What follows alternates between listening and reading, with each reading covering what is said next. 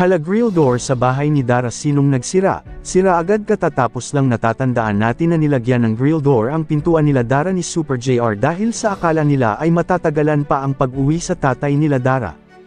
Dahil nga sa nag-aalala din sila Kalingap Rab kila Dara at Bea dahil dadalawa lang sila. Kaya para safe ang magkapatid lalo na sa gabi, sinigurado talaga ng mga panday na walang basta-bastang makakapasok sa bahay nila Dara. Kaya nilagyan ng grill door, kaso nga lang natanggal ito at mukhang mahina ang pagka-welding nito. Pero nangako naman si Kuya Robin na ipapakabit niya kaagad ito kila Super JR at inabutan na din ng pamasko ni Kuya Rubin si Dara.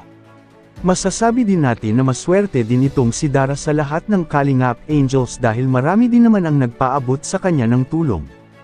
At mga gamit sa bahay nila, at isa na nga dito ang kanyang bagong cellphone na iPhone.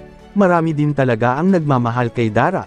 Kaya guys, please support po natin sila Kuya Val Santos Matubang, Kalingap Rab, idamay din si Kuya Robin.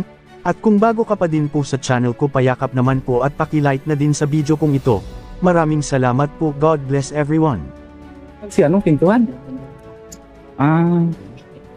Kaya sabihan ko sila Super JR para matang ano natin, ayusin natin na. Oh. Ba?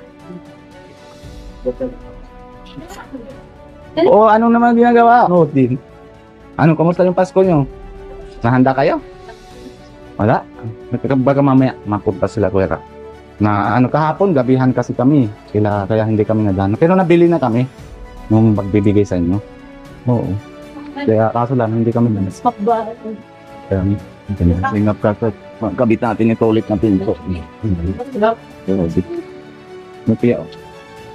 Bigay May na natin ito. pamasko na si Kuya Robin sa iyo. Sa'yo daw ni Dara. Pare, parang bilang anak ko naman din eh, di ba? Sabi na kaya din sa kanila, kaya siyempre, kahit paano, ibigay din. Magandang patipot na safe. Ano po masyado safety po tayo masyado kasi may ano po sila. Okay. Sige na, try mo ito yung sarang Super JR. Hindi kailangan ng lock dyan, no? Opo, tanda. Wow. Parang kanina, parang class lang to eh. Ano? Galing. Ay, mga kalinga po. Pwedeng ikulong si Bea dito. Ayan o. Ganda.